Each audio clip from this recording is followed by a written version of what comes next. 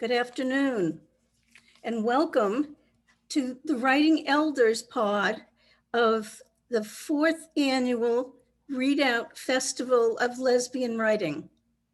We called it Lesbian Voices Persist and Prevail, since we're all doing this together and continue to do it through the pandemic and on. This live panel presentation is part of this festival that's being brought to you by the LGBTQ Resource Center of the Gulfport Public Library. That's Gulfport, Florida, for those of you who know of another Gulfport. It's also brought to you by some amazing supporting authors who write about and for lesbians. Before we tell you about this panel, I just want to give you a few points about the technology we'll be using. There'll be about 20 minutes at the end of the session for Q&A. So please put any questions that you have for the panelists at the Q&A button at the bottom of the Zoom. The chat is going to be available for you to make comments, but questions should only be put in the Q&A. There's a closed captioning button at the bottom of the screen too. We have that on, but if you want to, you can turn it off. And all attendees are muted because this is a webinar and not a meeting. That's the rules of Zoom.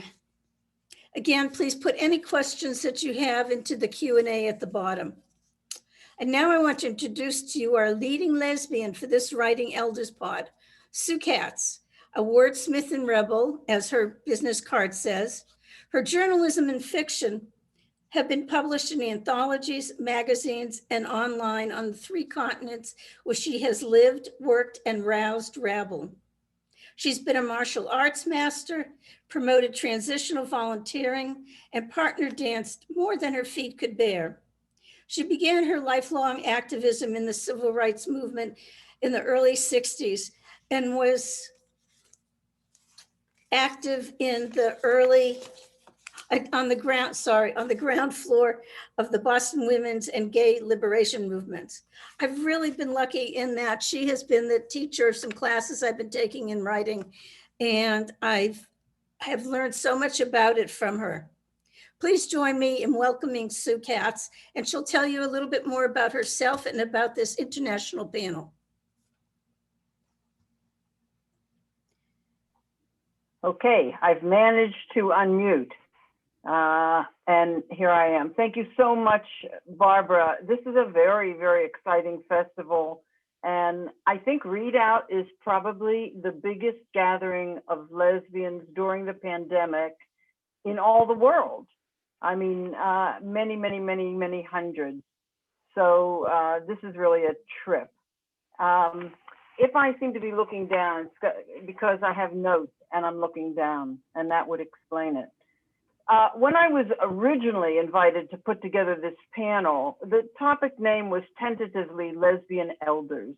And I felt that was too broad, Lesbian Elders. It could have been about which pants have the best elastic waistbands, or about whether 50s butch femme culture is still relevant, or, as my novel describes, about cruising in senior housing.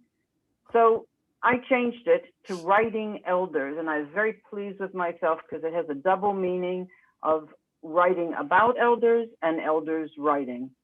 I happen to be both, an elder who writes about elders. You know, old women who write face many barriers. There's like general sexism, of course, and then you add a dash of homophobia, racism, class bias too. And when you combine all of these with age, we are never the next shiny object that editors and publishers are looking for. When we add writing into the mix, whether fiction or nonfiction, too many people are disconcerted. No, when we add writing about sex, I mean, that's when they get disconcerted. So we face the problem of markets. For subjects, we supposedly lack appeal for the general population, but this is ridiculous, of course, as is all oppressive exclusion, because good writing is good writing, and good writing is fairly universal. When I was only 55, now that's 18 years ago, I was writing a book about the role of people 50 plus in alternative sexualities, from queer to kink to poly to radical disability sexual politics. I did rigorous original research and I honed a really hot proposal. And on the strength of that and a few finished chapters, I scored a wonderful high-flying agent who sent it off to publishers. One editor after another expressed enthusiasm and put it through the interminable editorial process at big publishing houses. At the end of the process, it goes to the marketing department, which has the final word. Will it sell? Will it turn a profit? And who works in those marketing departments? Youngsters who have just, graduated from college and are willing to take on these low salary jobs in order to get into publishing. So they always rejected the proposal. Why? Because the thought of their parents, let alone their grandparents, having sex was more than they can handle. And add to that a vibrator or a handcuff or two old women, and they said the idea made them physically ill. I really got feedback like that.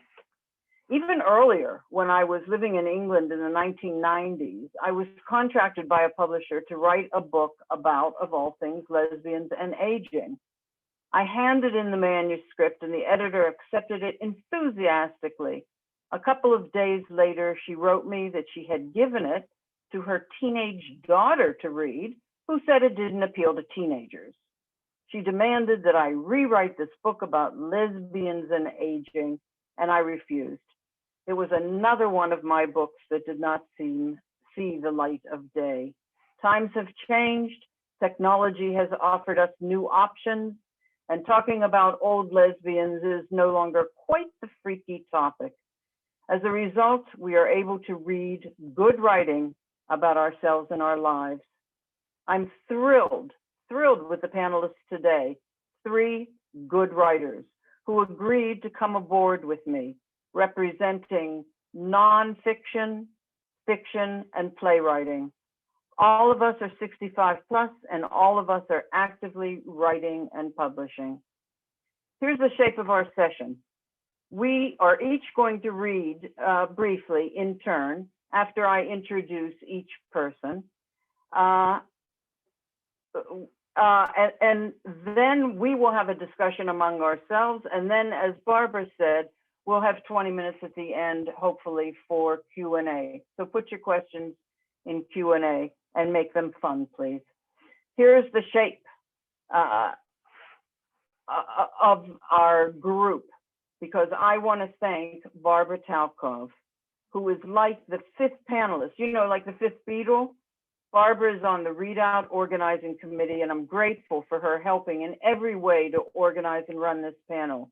She'll continue to help by fielding your questions, which, as she said, you should put in the Q&A box. And let's get started. Oh, we're going to start with Jane Fleishman, who also lives in Northampton. There seems to be a lot of Northampton people here, known as Dykeville, Lesbo Town. Jane is a Renaissance woman, a podcaster, a TEDx talker, and the author of The Stonewall Generation, LGBTQ Elders on Sex, Activism, and Aging. This book, which includes the voices of those who came of age about the time of Stonewall, has been called in the reviews a gem, compelling, and essential reading. Jane is uniquely qualified for this work as she is a certified sexuality educator and is herself an older lesbian. She began identifying as older when she went back to grad school to achieve her PhD at age 56. She discovered that everyone, the students, the professors, were at least a decade or 2 or 3 younger than her. But I asked her to name a couple of benefits of being a senior, and she gave me 2. 1, she doesn't have to worry about her stomach sticking out anymore, and 2, she doesn't have to feel guilty about not yet having booked a skydiving date. While her main mission is to promote the sexual well-being of older adults, she herself is a living example of sensual self-control. I deduced this when I found out that she loves chocolate so much, too much, that she refrains from eating it before noon. I asked if she has a secret crush, and she surprised me with an answer that points to her values and to her humanity. She said that her secret crush was a failed turn of the 20th century explorer named Ernest Shackleton. Although he never made it to his destination in Antarctica, the big deal was nobody died on his trip. I had the pleasure of hosting Jane on another older lesbian panel several years ago, and she charmed the hell out of me. I couldn't wait to invite her here today and to share her with all of you. Jane. Wow. Thanks, Sue Katz. That was amazing. And thank you, Barbara. And thanks to Edie and the whole committee. Edie Daly is a big part of my book, by the way, and you'll hear a little bit of what she has to say in my book in about a minute. Can you all hear me okay? Just everything good? Okay. So here it is, my first book. I'm so excited. The Stonewall Generation, LGBTQ Elders on Sex Activism and Aging. And I have some family members here, and I just want to say thanks for attending today. It's great to have you all. This book, this is my first book. Maybe there'll be more. I'm not sure yet. It took me 4 years to write and publish. And by the way, I want to give a big thank you to another Gulfport resident, Susan Gore, who gave me the lead to my publisher, Skinner House. So as Katz said, I'm a sex educator, researcher, writer, and I'm an old lesbian myself.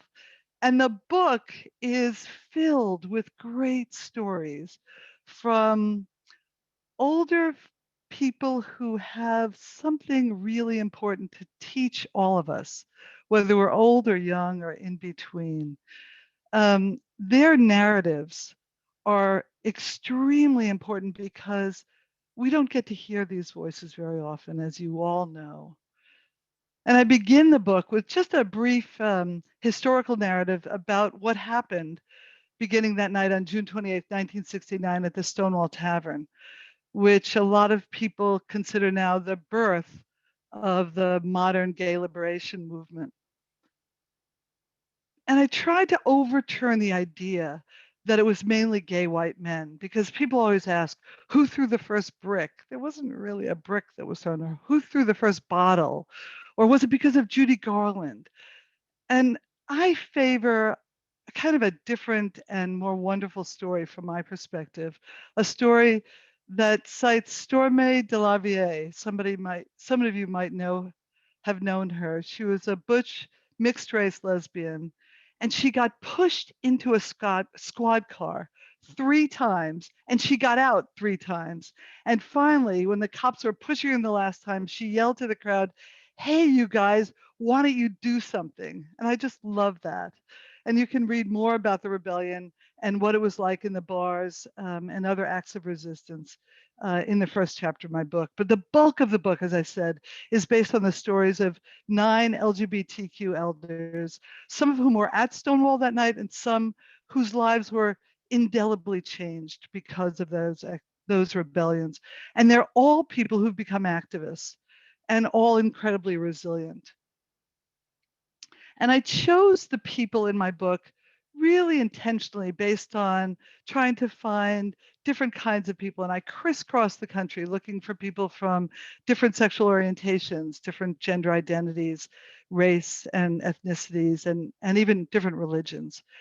And doing the interviews was really fun because I got to both capture them on the recordings, but also we took beautiful portraits. I went with a photographer to everyone's houses and had a great time in Gulfport, by the way. So I'm going to read 2 quick excerpts from the book.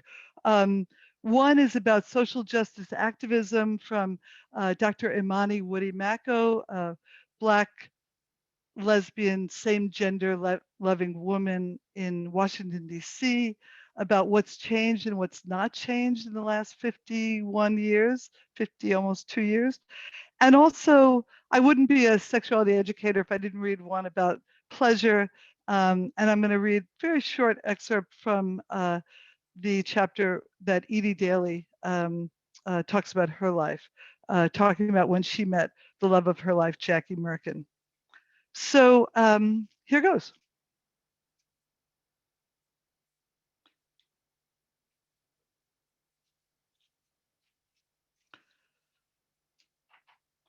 This is from Dr. Imani Woody-Mako.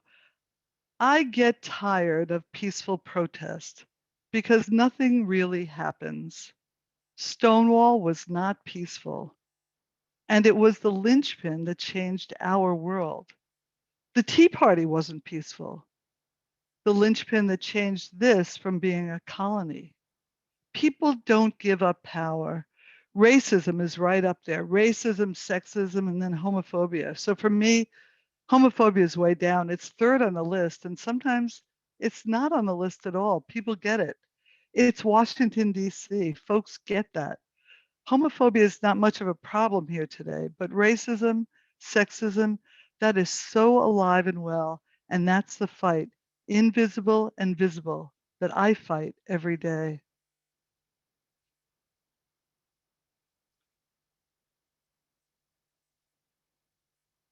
She also talks a little bit about some training she's done in the past that's similar to the work that I do. And she said, I did a training for some nurses that talked about sexuality for residents and talked about folks still wanting to have sex. It's a need. Sometimes you can see people trying to take care of their own needs with spoons and stuff that really hurts them. So I tell them, let's get on board and get some real toys. And they wanted to throw me out because they didn't know I was going to go that deep. They just thought I was going to say, we had some case studies about, if a resident puts a sign in their door that says do not disturb, and they're in there with another person, what do? You stay out. That is their home, and that is their room. Imani's got some more wonderful stories, and I'll leave that to you to read when you get a chance to read it in the book. But the last excerpt I want to read is from our very own Edie Daly, who talked about when she and Jackie got together in 1997, when she was 60 years old.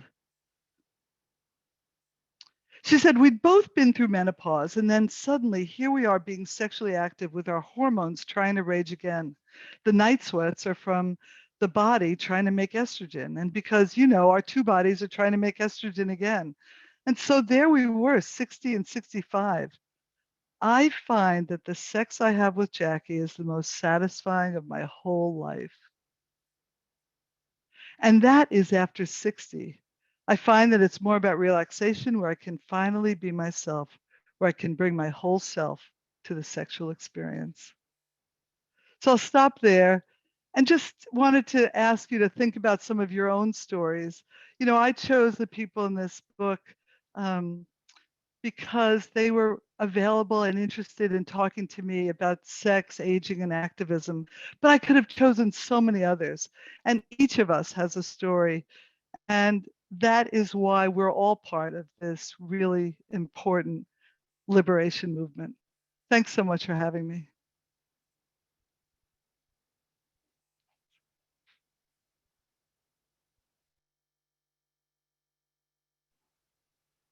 Can I ask the tech if we panelists are able to go through this unmuted, not muted? Because we have our reactions, and it's nice to have an audience that is reactive. If that's possible, unmute us. Oh yeah, maybe it is. Everybody can unmute themselves, it turns out. Why don't we do that? Thank you, Jane. Thank you. That was fab, and the book is fab, and I hope everybody will get it.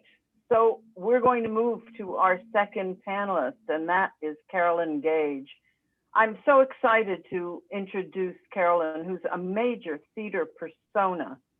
She is a performer, a director, and a prodigious playwright, and the winner of so many honors.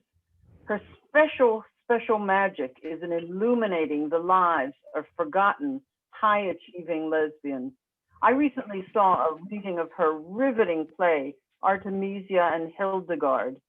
Artemisia, an Italian Baroque painter from the 17th century, is on a panel about women in the arts with Hildegard, a German abbess from the 12th century. And the good news, you can see this play tonight at 7 o'clock here at ReadOut. It's fabulous. At 7, Carolyn has seen a lot of change in the world of theater. As someone who has published an astonishing 65 plays, and that's not to mention musicals and books and one-acts, she feels that the playwriting trend today is more like video or screenplays than the kind of grander work she has done that involves multiple characters and complex plots. I asked her if she feels her age, and she says only at yoga class, not because of the yoga, but because she finds she doesn't get the cultural references of the younger women there, and they don't get hers. So then I asked what her secret vice is. I asked everybody. And hers is that she has a crush on Ginger from Gilligan's Island, played by Tina Louise. During that 1960s American sitcom, Ginger's ability to deal with a boatload of idiots while wearing the worst evening gowns still excites Carolyn, who sneaks peeks at YouTube clips from time to time. So just a heads up that if you want more of Carolyn, on March 13th, there will be a live stream of her play, Lighting Martha, at, and take a note, the Southwest Harbor Public Library. This is in Maine. I have seen this reading and this play, and it is stupendous. I turn it over to you, Carolyn, please. Thank you, Sue, and thank everybody. This is an incredibly ambitious production. 3 days, all these panels, Zoom, the tech. I can't even imagine the tech. Thank you all. It's just amazing. All right, I'm going to read from Lighting Martha, the play that Sue Katz was just saying was at Southwest Harbor.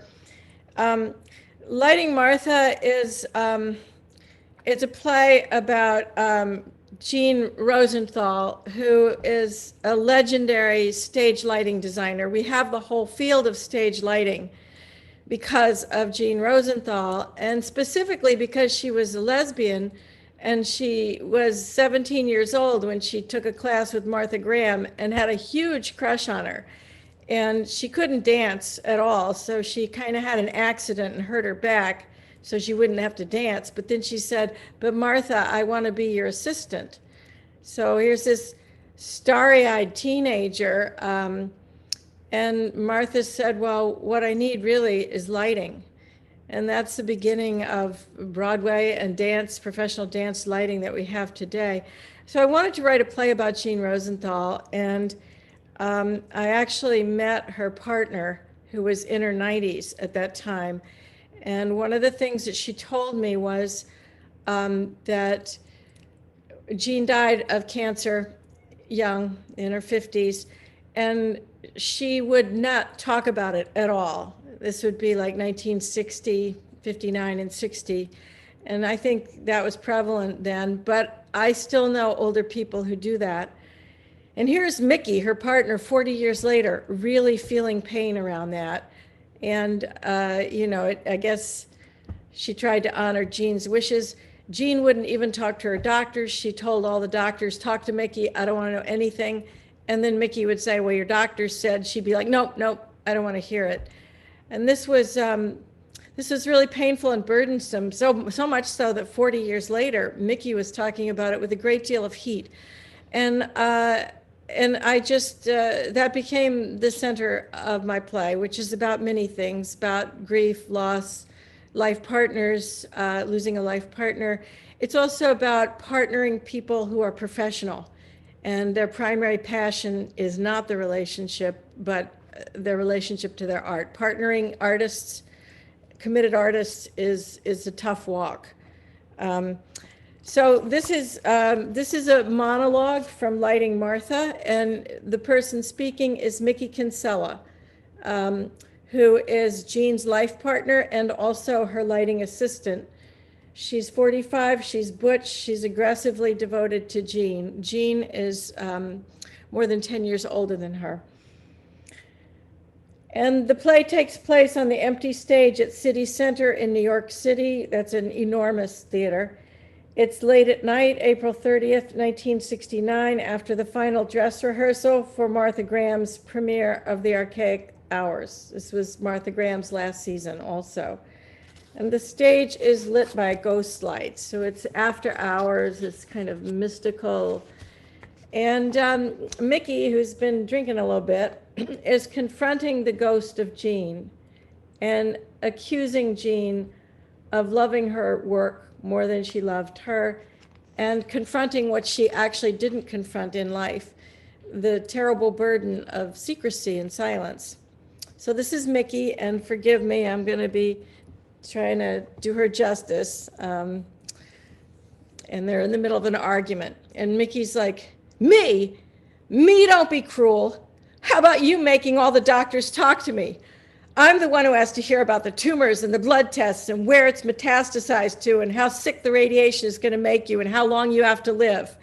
You don't want to hear any of it, so you make me hear it. And you want to know how long you have to live? How long? 2 weeks. 2 weeks. And maybe less than that after tonight, all that goddamn drama around the rehearsal. And I'm not sorry. No, I'm not sorry. I'm just sorry I didn't say it sooner. Jean, we've been living a goddamn lie, pretending I'm your roommate, pretending I'm just your assistant, pretending you don't have cancer, pretending you're not dying. No, I don't care. I don't care. You know what it's like? It's like the time you were hired to light the tour of those Russian ballet dancers. Nijinsky's sister, remember? And you told me her choreography was all in the first 10 feet of the stage because that's how they lit dancers in Europe because of the gas footlights. First pipe, 2 booms. That's what they asked for. Oh, but you, no. You wanted to light behind them and around them and above them because Martha taught you that no part of the stage was more important than another. She taught you that wherever she was on the stage, that was center stage. But what would be the point with these Russian dancers? Because they couldn't dance where you wanted to light them. And in the end, you just got your ass kicked out of the theater. And now you've just lit this narrow little strip of your life, what's left of it, and you've made both of us dance in that little strip, Jean. You are dying. You are leaving. And there's just so much space. So much space behind us and around us and above us, and we can't move in it. This flat little dance of denial right out in front of everybody. That's all you want to light. And I can't do it anymore. I have things to say that are all over the place. All over the place, Jean, and I can't do the goddamn footlights dance anymore, and you won't move the booms for me. So that's my monologue. Thank you. So my second book of monologues and scenes for lesbian actors, which is a resource because lesbian actors are usually having to read straight roles, or these days, roles that are not specifically lesbian. And I think it's very important. Any actor will tell you, if you want to do your best work, it should be work that really speaks to your heart. And lesbian actors, to do their best work, I feel like need to have access to monologues and scenes written for lesbians. Such nice comments. And the whole play, Lighting Martha, is in my latest collection of plays. I actually have 84 plays. My bio is not updated. This is the Island collection, and it has a play about the woman, the lesbian, who was one of the early pioneers in Alcoholics Anonymous. and it has Lighting Martha. It has a bunch of other plays in it that I'm really proud of. I feel like my writing, I'm 69, almost 69. My writing is better than it was when I was in my 30s. I'm really proud of that. So anyway, the Island Collection. Thank you.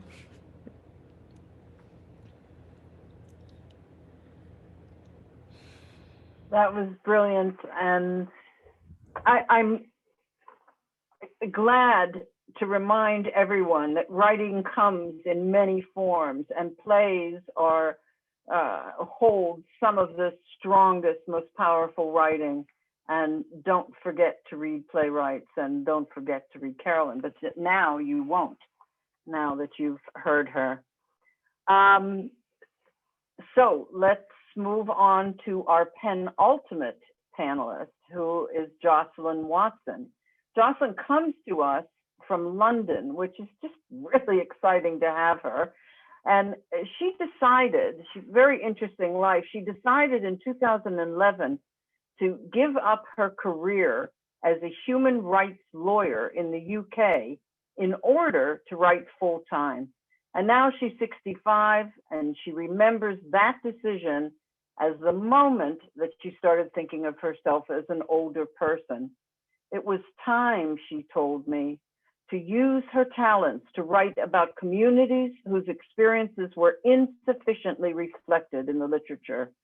Her compassionate work, influenced by her socialism and by her experiences as a lesbian of color, has won her myriad awards and literary grants. I won't list them all, but I will tell you that I have had the high pleasure of reading some of her stories, and they took me to places I had never before visited, which is exactly what one wants from top-notch writing.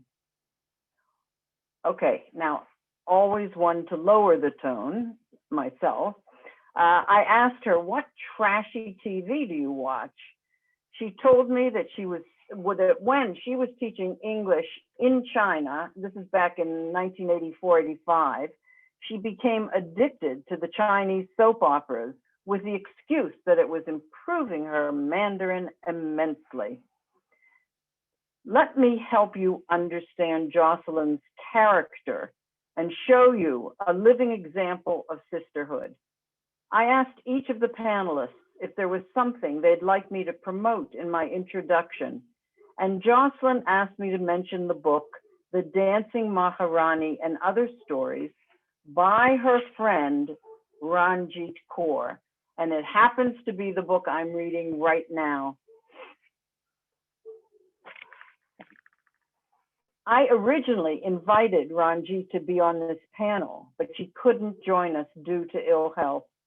But she was kind enough to introduce me to Jocelyn, and I'm thrilled about that. Today, Jocelyn is hard at work on her first novel, Shazia and Company, supported by a grant from the Arts Council of England. Can you imagine? We have nothing like it. In it, she explores the lives of diverse older women in today's London. I couldn't be more pleased to turn over the mic to Jocelyn Watson.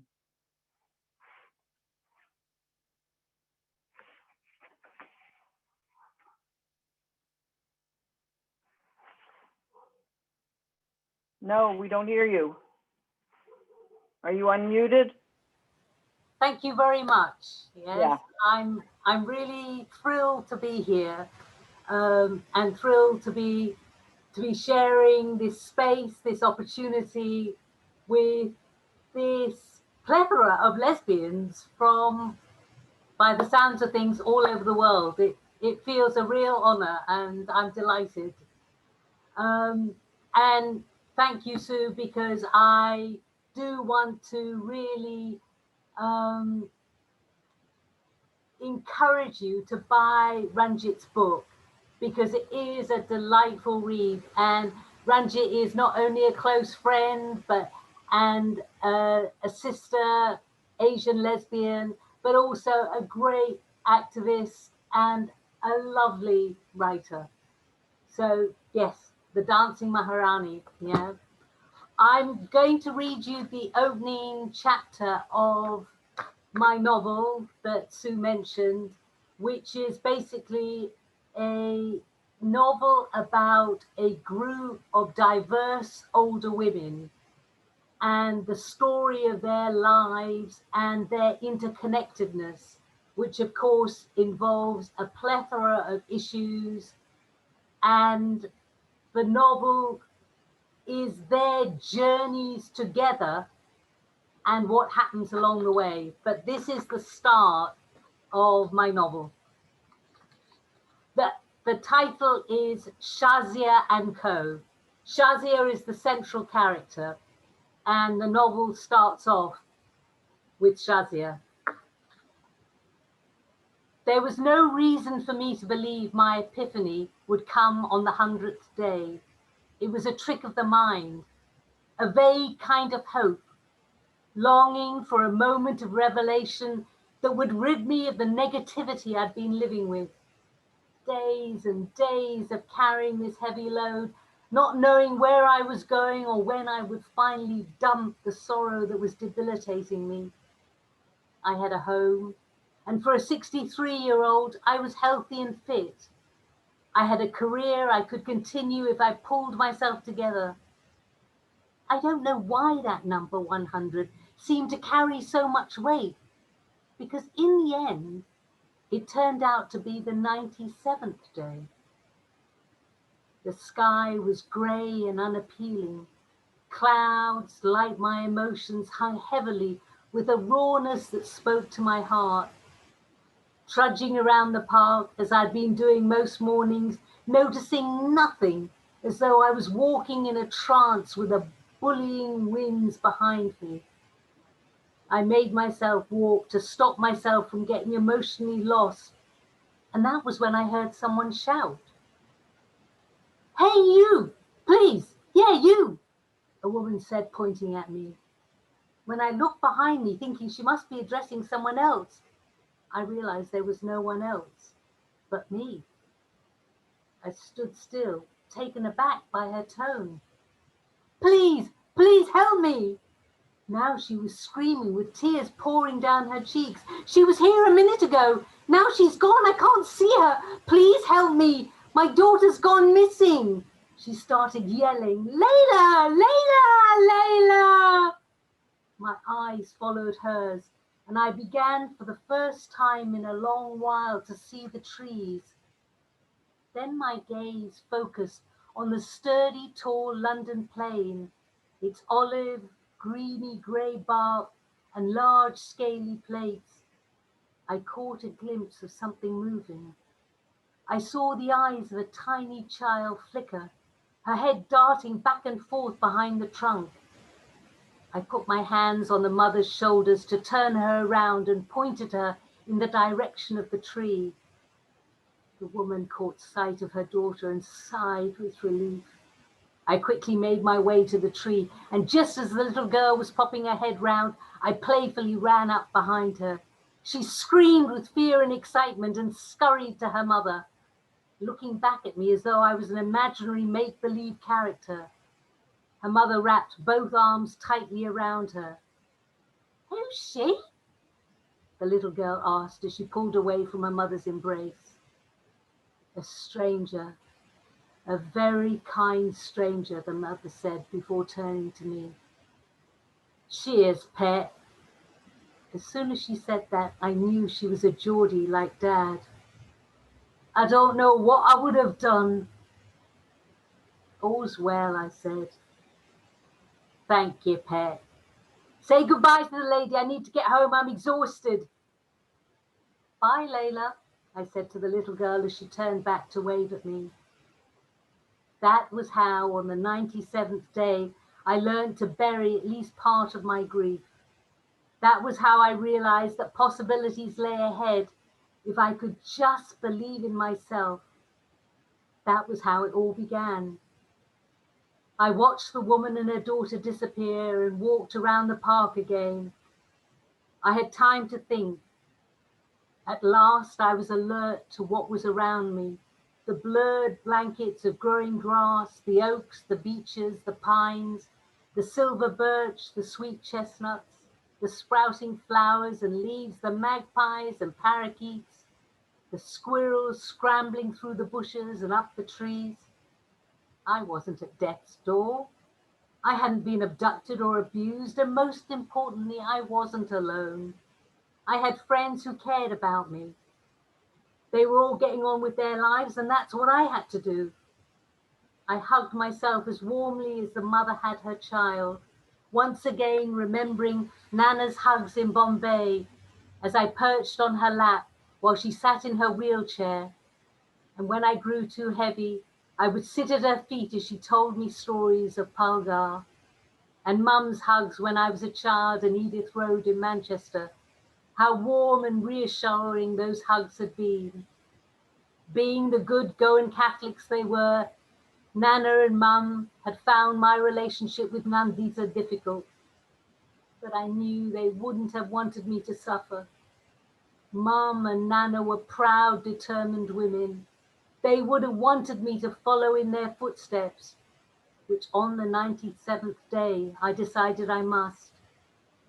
I remembered Nana telling me about her life as a little girl growing up in Pulgar, surrounded by rice paddy fields and crops, chicus, bananas, mangoes and guavas, and how it had all changed when she'd married Grandpa. He worked for the State Bank of India in Bombay, so Nana had left Bulgar to build a new life in Calabar, where Mum and all my aunties and uncles were born. Then it was Mum's turn. She told me about meeting this Englishman that none of the family had approved of, but finally Grandpa had agreed, and Mum was whisked away from Bombay by Dad to live in Manchester.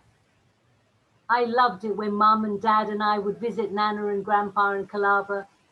They lived close to Bombay's most famous monument, the iconic Gateway of India. I would love to go with my aunties and cousins for a ride in one of the multicolored horse-drawn carriages known as Victoria buggies gathered around the gateway. I would laugh with my cousins looking out at the boats at the seafront and the people playing cricket at the Oval Maidan. How my aunties would bargain back and forth for the best rate, and then we would all clamber into the carriage. What fun we had all those years ago.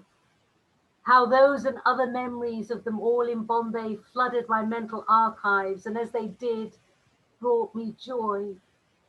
But now I had to reconcile myself.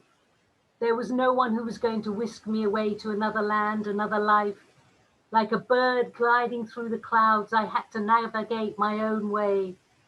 Dad had died when he was 75, Mum when she was 88. Nana had lived until she was 100. With Nana's genes, I had a long way to go. What I understood then on the 97th day was that I wanted my life back. I wanted to be hugged with as much warmth and love as that little girl. But if I was to survive the weeks and days and months ahead, I had to learn to cherish Nana's words. Baba, never forget, each day is a gift. Thank you.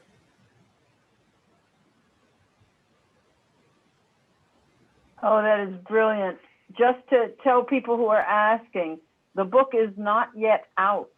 It is being written as we speak. So we have to look for Shazia and Company for when it comes out.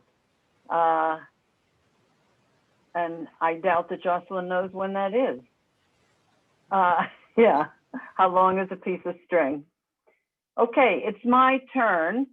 And Barbara already gave me a beautiful intro, so I won't do that awkward thing of introducing myself, but I will answer the one question that I asked everybody else. When did you start to feel like an older lesbian? When did you start to feel older? And so I have a story about that. I was on the rebound after my very best friend slept behind my back with the then love of my life. So in this rebound, I started a thing with a 19-year-old dyke. One night, we were recovering from some hot rumpy pumpy. And she turned to me and she said, wow, older women really turn me on. And I started to say, yeah, me too. And then I realized she was talking about me. I was 25. So that was when I started feeling like an older dyke. And I've never stopped thinking of myself as old, and I've never stopped writing about aging, which became the topic of my life. Yeah, the only other thing I would say is I have a blog for many, many, many years called Consenting Adult, if you're looking to find me. And I'm also very active on Facebook at sue.katz. And now I'm going to read. So this is my novel. It's called Lillian in Love. And this exquisite cover was done by the incomparable Sandy Oppenheimer. She is a collage portrait painter, amazing artist, and she allowed me to use this image. So this is a novel that takes place in senior housing and is about two women that fall in love. One is Lillian, who speaks in the first person in this book. She's 84, she's a widow, grandmother, never been with a woman before, and she falls for Sarah, who's a 79-year-old lifelong dyke.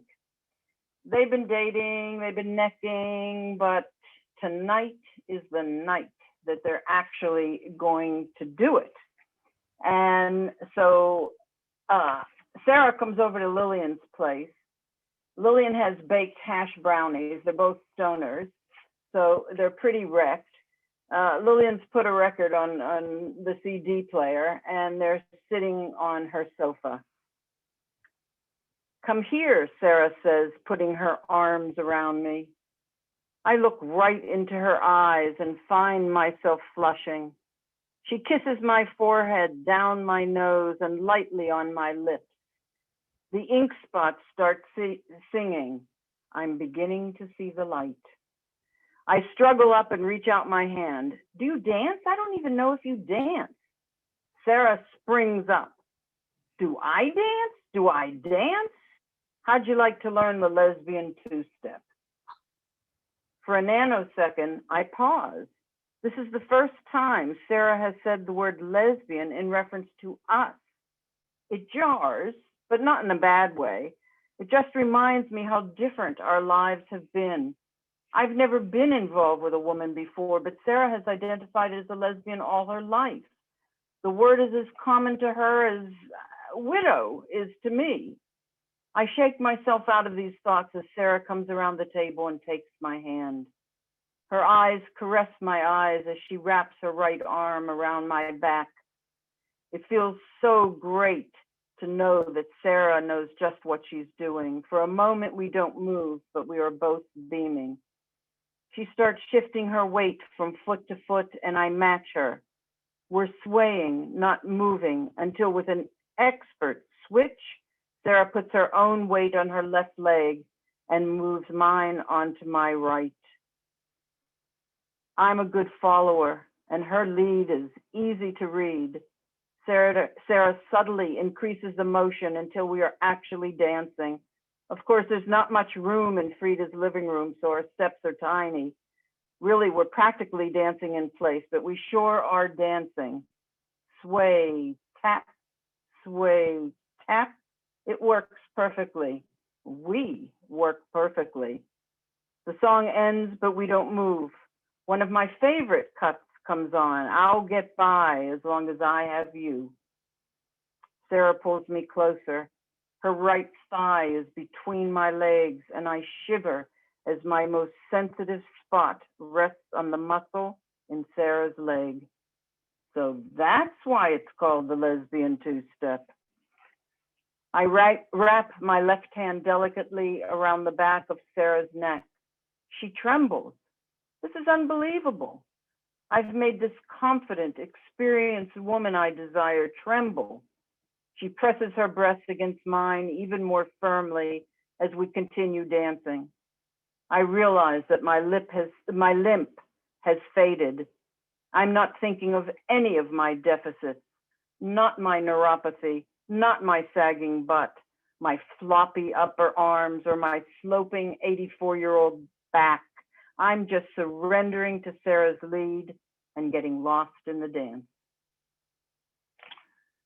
So they do it, and you do get some action. There's a lot of sex in the book. I'm just going to drink.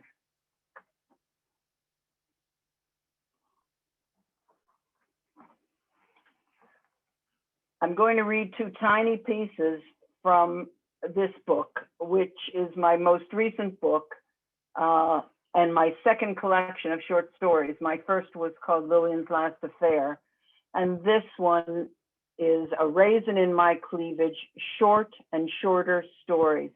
And I want you to notice too this gorgeous cover, because this is a marble sculpture called Why Won't You Dance With Me?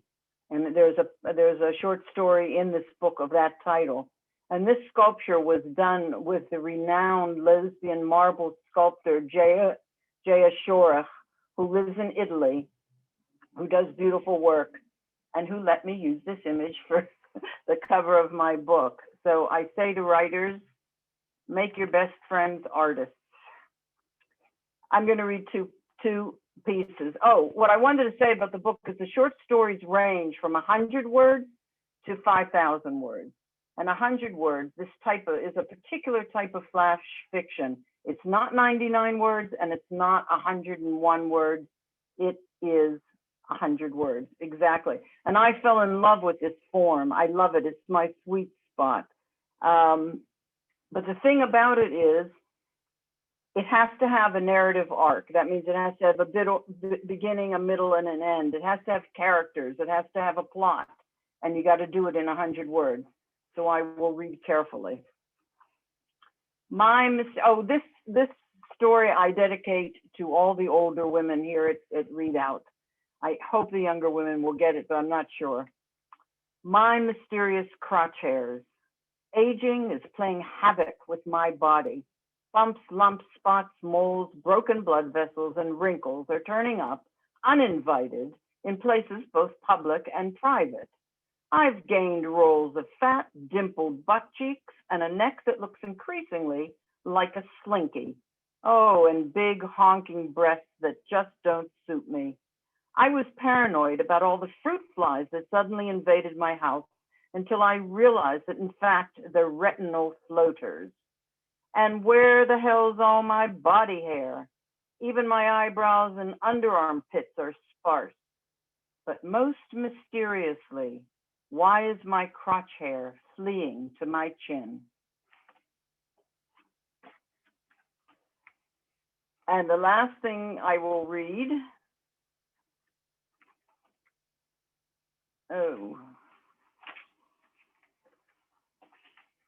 and I will read it carefully because I really can't mess up any word in this. 100 words, The Heartbreaker.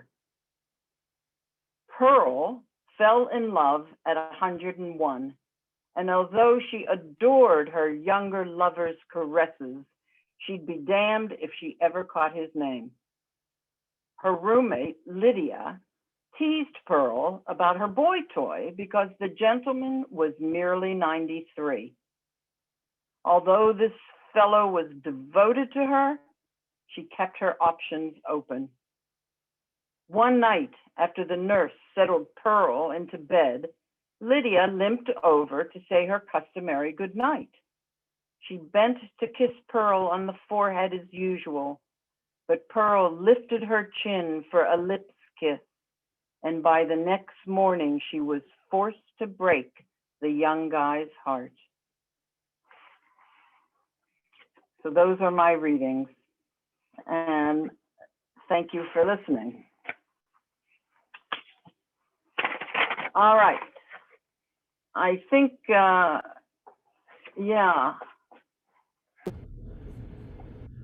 I think we'll just move into some questions and some discussion. I wish we could all have our mics unmuted. I don't know if that is the case or not.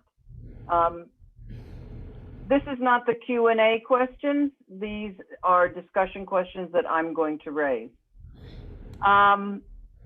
So I have a bunch of questions and I put them in different order, but you know what?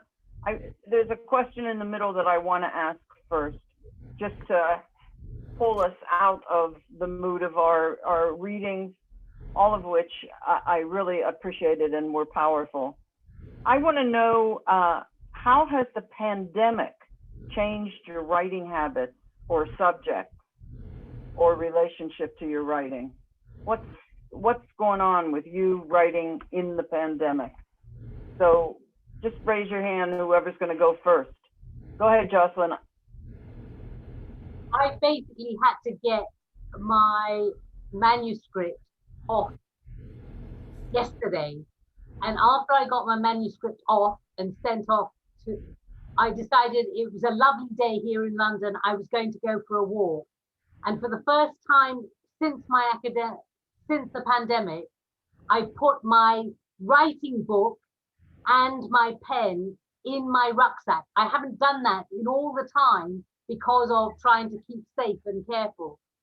And I ended up walking. And when I was walking, I ended up going in areas that I'd never been to before. And what I really wanted was to have a cup of coffee and to be able to write by hand. But I never believed that was possible because all the coffee places have been closed down. And I ended up walking into this park where there was this iron shack and this man was selling coffee and croissants, and next to it was this wooden seat with a table, and nobody else was sitting there. And I was so delighted. I almost burst into floods of tears because I was able to write in glorious sunshine. It was lovely. Yeah. Who's next? Well, I'll tell you about my experience. I find, you know, I've lived alone since 1977, and I am a writer, so I'm kind of used to being in the house at the computer. So I think I'm suffering less than the general population. But I have, things have changed because of the pandemic. The first thing that happened is, when I lived in London, I had the extreme luck of having as my writing buddy, the well-known, well-respected, well-loved writer, Elizabeth Woodcraft, who's won Lambda Awards and every other thing. And we were writing buddies, and that was amazing. That's when I was in London 20 years ago. And we revived our writing buddyhood and now do what's called a silent Zoom, and we write together. For me, it's every morning. For her, it's every afternoon because of the time difference. And we write for an hour, and if we have something to read, we read and critique and make suggestions. And we just sit there silently on the Zoom, each of us doing our own work. It's the most productive hour of my day. It's been remarkable, and her writing is an inspiration for me. So that's really cool. I find, though, that I'm having a hard time working on the book I meant to finish during the pandemic. And instead, I've been writing kind of really weird stories. I asked Elizabeth Woodcraft, please give me 3 prompts. She gives me 3 prompts. And I've produced this whole body of stories that are prompted stories that are completely different from anything I've ever written. So it's kind of weird. That's great. Carolyn or Jane, do you want to pipe up or not? Just one quick thing. I finished writing the book, and the book got published just when the pandemic hit. And I was so upset because, unlike you, and more like you, Jocelyn, I'm dying to get out there. I just love to be outside or in a coffee shop or with other people. And so I had this dream that I'd be going around the country and these adorable young lesbians would come up to me and want to shake my hand and, you know, find out what it was like to be an older lesbian like me. I was all excited. And here I am in my office by myself, but I get to see you. It's just, it's so different. So I'm struggling a bit, I have to say, because I was hoping this was, you know, I had just finished my dissertation, then I started on the book. So I was so excited to have the book to go out and greet other people and go on a book tour with the people in my book. I thought that would be such a great, wonderful experience. So hopefully next year I'll be able to do that. Yeah. Carolyn, you want to pass or add? Well, like yourself, I live alone and I write. And so I felt a little bit like I got a pass on the pandemic. It's like I live on a beautiful island and I hike around and I write. And so the pandemic came and I still hike around and I write. But I think for me, one of the big things that happened was I finished a play in McClintock's Corn, which is about the Barbara McClintock, who had a female partner, and is now considered autistic. I think during her lifetime she hadn't been diagnosed. And in the writing of that, during that time, I was diagnosed with autism, which is like it's a little bit like finding out you're a lesbian. You look back at everything and go, oh, now that makes sense. And I'm floored that, I mean, now it's so obvious, you know, the difficulties that I've had and the way that I approach life and my, you know, just special interest in lesbian playwriting, which has been considered obsession or compulsion, but it's in the zone with autistic special interests. And I used to marvel that I never flagged, you know, that, you know, no matter what people were doing to me or not producing my work or whatever. So I think much of my pandemic experience has been dealing with the fact that I am autistic, and what does that mean, and what does that mean for my life? And I felt like it came out of the work on McClintock's play, that in the writing of that, the light bulb went off, and then I got the diagnosis. And so yeah, this was, the pandemic for me was the year of discovering I was autistic. Wow. Just comes as no surprise probably to people who've known me all my life, but anyway. All right. Thank you for that. Okay, let's go back and do a little background. Jane, you've actually answered this question already, but or maybe not. Oh no, probably not actually. My question is, how long have you been writing? How long have you been publishing? Maybe tell us what your first published piece is and what year that was, if you can remember. Okay? Who wants to start? Easy for me. 2020 was my first published book. I published articles in journals and blogs and magazines, but this is it, my first published book. Yeah, so, but articles count. Stories count. Those are all publications that have to be accepted. You know, when you publish, you've had something accepted by an editor. That counts. Thank you. That's for real. Others, when did you have your first story published, Jocelyn? I think that was about 2028 or something, yeah, something around that time, yeah, through my involvement with the Asian Women's Writers Collective. Come closer to the mic. Sorry, through my involvement with the Asian Women's Writers Collective. And then, yeah, just been working ever since. Cool. Carolyn, your first play. Oh, my first play. Oh man, it was a stinker. It was about Virginia Woolf, but it was probably 1979, and then I published my first book in 1984. And so I've been writing for 40 years and published for 35. Yeah, I too. I started.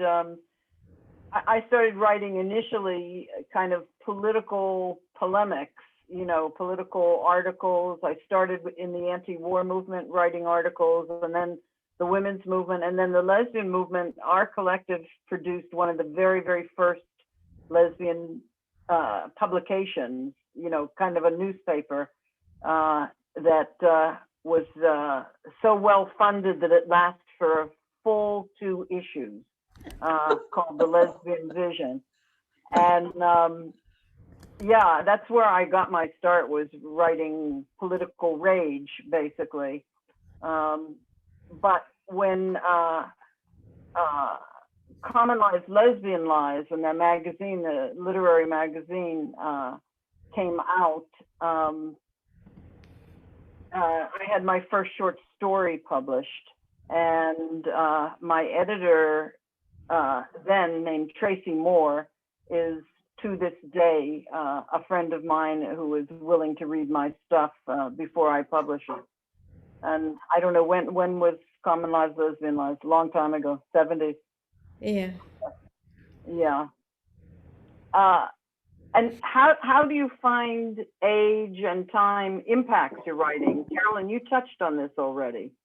You said you felt you became a better writer as the years went by. I think that my secret weapon is autism, but it's also been a huge obstacle. I don't network or form alliances well. I'm a little bit of a contrarian, which is a neurotypical spin on what autism is really about. I live in my own time and space. What was the question? I've already forgotten it. Yeah, how has your writing changed as you age? From being a young writer, and you started very young, to coming into your late 60s. How has it changed? I think that, well, when I was young, I was a firebrand, and I was, right about everything, because, now I'm a lesbian feminist. So sit down and I'll just tell you what's wrong with you, because nothing's wrong with me. So I was all about that, And then I opened my lesbian theater company in a separatist community, and I began to get really fascinated. The patriarchy and men, and that didn't interest me so much as women, what women do with each other and to each other. And so that was a huge shift that happened in the early 90s. And then I feel that I have almost 30 years of recovery as an incest survivor and in Al-Anon. And that has been a more gradual shift. But I have a capacity now to hold contradiction that I absolutely could not when I was young. Like I say, I was right, you were wrong. It couldn't be that both of us are right. No. And so I think I'm able to write with much more complexity and compassion. Like in Lighting Martha, Mickey is a pretty abusive alcoholic. And in the writing of that play, I met her, and she was awful to me. That's in the introduction to my book. And in the writing of it, I achieved a level of compassion I would not have been capable of when I was younger. Yeah. So I think that it's an index of late stage recovery to be able to hold contradiction, and it was not a skill set for the first 25 years of my career. So the writing has that kind of maturity now. So, yeah. Anybody else? Can I say something about Mickey? Carolyn, I saw Lighting Martha about a month ago. First of all, it's fantastic. It's amazing. But you're right. I felt some compassion toward Mickey. I knew what you were just saying, that she could be really awful. And yet I really got what struggles she was going through. So yeah, I really think you did it. You did that really well. Well, and she bit me really hard. And in the past, I would write a play that was a vendetta. And instead of that, I thought, I'm going to put the drinking on the stage, but I'm going to show the life of a butch who's partnering a fucking genius. Do you know what I mean? That's not an easy walk. Totally. Distant to, and she's jealous of Jean and Martha Graham. They're two geniuses. Their intimacy she can't touch that. They come together as artists. Yeah. Okay, Jocelyn. Sorry. I think that basically for me, Get closer. it's recognizing that basically I feel as though the time that I have left, I have to make the best of the time that I have. And so in that sense, I'm very committed to my writing and committed to trying to make my writing what I want my writing to be, which is compassionate, humane, that people tap into the realities of what it means to be, yeah, to be us. And particularly in the context of this novel, I wanted to put diverse older lesbians in the literary canon. I wanted us not to have a little bit part that was just the granny or just, yeah, I wanted us to be the central focus. And so that was very much a major force behind the novel. You know, that reflects very much what I feel every day. You know, the light at the end of the tunnel gets brighter and brighter. And as soon as the pandemic hit, and I knew if I got sick, I'd die. I'm 73, you know, and 95% of the people that have died have been like over 50. I mean, I'm a goner. And so I just feel every day that I'm not writing is, you know, I'm wasting my life away. And I can't stand it. I can't stand it. This does not stop me from wasting hours and hours on Facebook. And but we appreciate what you post on Facebook, so it's okay with us. No, I mean, really, it's a problem. It's a problem. And the other thing is to keep in touch with your people, especially, you know, I lived abroad for 24 years, so I've got friends in a lot of places. You know, I've got best friends in London and best friends in Italy and best friends in Spain. It takes a lot of time, don't you think, during the pandemic to Zoom and this and that? You know, you want it, but it takes a lot of time. Yeah. Okay, I've got another question, one more, and then we'll move to the Q&A. And that is, what audience do you imagine and aim for? And what's the audience you actually get? If you know the answer to that. Do you know the answer to that? Well, I write for the child that I was always. You know, I write to hear myself into being. And then secondly, I write for a lesbian feminist audience. But I really do feel that my work, it is women's liberation work, which I think you can't separate from lesbians. And it has been heartbreaking. I am blacklisted. I'm in my 8th year of being blacklisted. I'm not going to talk about that. But it has been heartbreaking to me that mainstream women's audiences have not embraced my work more. Yeah. Anybody else have an audience they had imagine or aim for? And,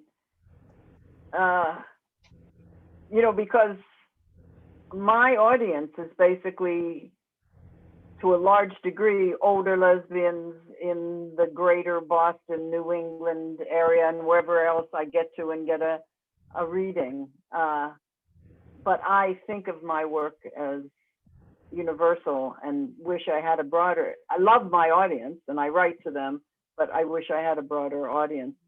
But hard to get out of this particular world. I particularly want to also tap into people of color, as where I want a very wide audience, because I want people to understand so much of what I want to explain and what I want to discuss and what I want to talk about. And I think that one of the great things that literature does is you can step into the feet of people that you otherwise might not. And you can, in that way, understand perhaps cultures, experiences, sexuality, class, gender, race, in a way that you might not otherwise do. And so in that sense, I want to reach as wide an audience as possible. But yes, I mean, I want lesbians, I want women of color, I want a whole plethora of women to be interested, but I also want globally people to be interested, yeah, because there are so many issues that are very pertinent to the world we live in. If the pandemic has told us anything, it is that we are one world. Right, right. True enough. All right. Yeah. You're all brilliant. I could talk to you and forever, but I'm not allowed to because there's a Q&A and people everywhere want to ask you questions. So I'll ask Barbara. Barbara, can you jump in with us? I am. I'm right here. I can't see you. Well, that's true.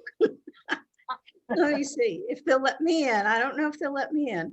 You're in. You're in. Okay, I can't see myself, but that's fine. Oh, there I am.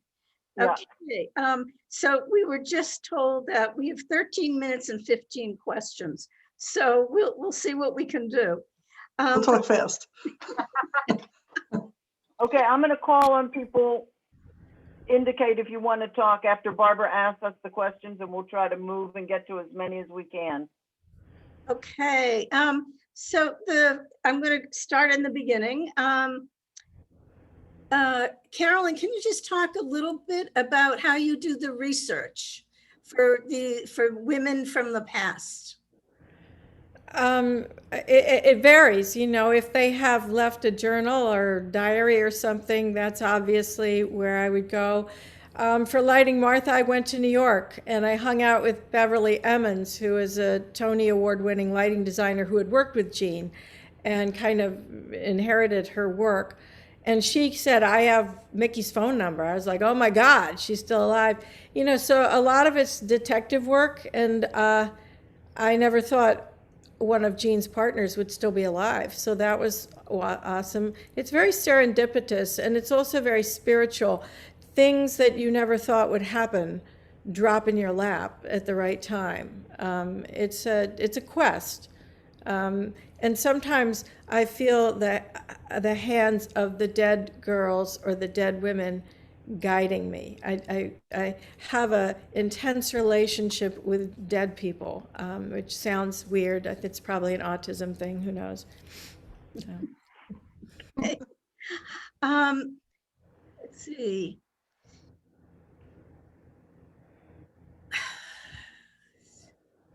So we have a lot of questions that really revolve around the play that's going to be seen tonight. And I've also seen it, and it's the first play of yours I've ever, I even knew about. And it was very, very, it made a big impression on me. So I really want to recommend to people who are asking questions about it to watch it tonight, and you will learn so much. There's a great talk back afterwards too. So Yeah. I'm gonna move on to some other questions. And somebody asked if this was being recorded, and yes, it's being recorded. And the decision isn't yet made about where it will be posted. But if you check on the Gulfport, the LGBTQ Resource Center's website that's on the library, the Gulfport Library, you'll find out where, when it's figured out, you'll find out where. Jocelyn, can you talk a little bit more about the importance of the book? You held up your friend's book, the Maharani? Yes. This is a collection of short stories that Ranjit wrote that they cover a plethora of different issues, but evolved around family and family relationships, and really riveting read. Yeah, you are really engaged with the plethora of different family relations in terms of the Indian subcontinent. Yeah, so strongly recommend to everybody. And just as a final note, to further encourage people to buy it, Ranjit has so kindly agreed that all the funds raised from this book will go to charity. So please, please buy this book if you don't already have a copy. Sue, could you please talk about how class has affected your writing? I think it was Mao Zedong said, every thought is marked with the mark of the class of the person that thinks it. And I grew up working class, a family, broadly speaking, a union family. I had an uncle who was a union activist. And, but I grew up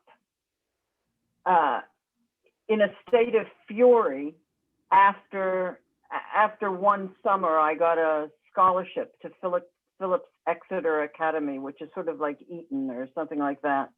And I got a full scholarship. And when I got there, I found out that in fact I had to work in the dining room and to work off my scholarship. And from that, I developed a rage around class that has persisted until pretty much this pandemic. And the pandemic kind of showed me that yeah, I'm very privileged. I've got enough food. I've got a warm place to live. I've got a roof. I've got a car. I am well set compared to the rest of the world. And it's sort of building on what Jocelyn said, that once this pandemic hit, if you don't recognize what's going on in the rest of the world, then you're asleep. The first lesbian collective in Boston was our collective of working class dykes. And we ended up leaving Boston and moving to San Francisco because of the hostility to our class politics. So, class is just kind of such a crucial part of me and my life and my way of thinking. That I can't really separate it from my writing in many ways, even though I don't like Lillian in Love is in a very middle class setting, but I had to do research to find out about it. It's a really important aspect and something I think our movement does not sufficiently grapple with, like race. Absolutely. Jane, can you talk a bit about how you see your book? Do you see it as a textbook, as a way to teach people about the history of the movement, about what it means or what it meant and what it means today? No, it's not a textbook at all. Oh God, no. I really didn't want to write an academic book. I've written academic articles, as I referred to before, but I wrote the book for older adults like ourselves. I wrote it for older gay men, bisexuals, trans people, lesbians, queer people who never see themselves in any kind of writing. But Barbara, I also wrote it for young people because I wanted them to learn about our stories and about our histories and about our struggles and how hard it was for us to do something as simple for them as coming out, right? I mean, it's not so hard today. Well, it was really hard for many of us. So I wrote it for a younger generation to teach them and for older adults as well. And I wrote it as a popularly written thing. I wanted it to be easy to read and not with a lot of jargon. And I think I did it. People are saying that it's easy to read. Jocelyn, can you talk a bit about what the feminist and lesbian writers community is like in England? Very diverse. And actually, just yesterday, I went online to a Zoom meeting of Haringey, which is the area that I'm from, BAME, Black, Asian, minority, ethnic, lesbians, gay men. And it was about the history of the BME LGBT community. And one of the things that I came away feeling was, once upon a time, and Sue, you may feel this too, of your time when you were in London, there were so many more spaces for us to go to, where we could engage, where we could discuss, where we could meet. But now there are less and less. And I don't mean it in the context of the pandemic. I mean it in terms of the fact that actually people now are doing contacts through social media much more. Whereas once upon a time, there were different cafes and bars where you could go to and have discussions and debates, yes, around the plethora of different issues to do with feminism, and it's morphing with time. I just want to ask a question of all of you. What has been the effect of social media on your writing? Because you've been writing for longer than social media has been around. Well, for me, I got into Facebook, which is my main social media. I got into Facebook in order to build an audience. And so I was very cautious, and I only friended one at a time, people who either were friends or friends of a lot of friends of mine, or who I admired from their posts, or, I mean, I have almost never had a swipe on among my friends. And when it comes time to, when I have a book, and I've marketed 3 books this way, when I put it on Facebook, that's where I get my biggest bump. So, you know, it's partly why, it's how I started out investing my time in Facebook before I became addicted and spent too much time there. We have two, Jocelyn, go ahead. I could just quickly say, I don't mouth book, throat book, breast book. I don't Twitter, twatter, twatter. I don't use social media in that context at all. And I'm very glad I don't. I need a minute to wrap up, Barbara. Okay, then go. Okay. Thank you all. I want to say this. I want to say to all the people out there that we can't see and hear, and I'm so sorry about that, that you have to support all the brilliant writers that you're meeting through this event. And supporting means a lot of things. It means buying the books or the plays, going to see the plays. It means reviewing them. It means inviting us to events to read and let us sell our books at your events. I love doing birthday parties. Invite me to your birthday party. I'll be the entertainment. I promise to be very, very entertaining. And I also want to say something else. I want to thank Jocelyn and Carolyn and Jane and Barbara. I want to thank the volunteers who put together this astonishing weekend. And I want to thank all of you for dropping by, especially my friends around the country and abroad. Thank you to the tech people. Wave. Thank Say you. goodbye. Thanks for having us. What a Thanks, joy. everybody. What an honor. It's been a gas. Thank It's been you. a gas.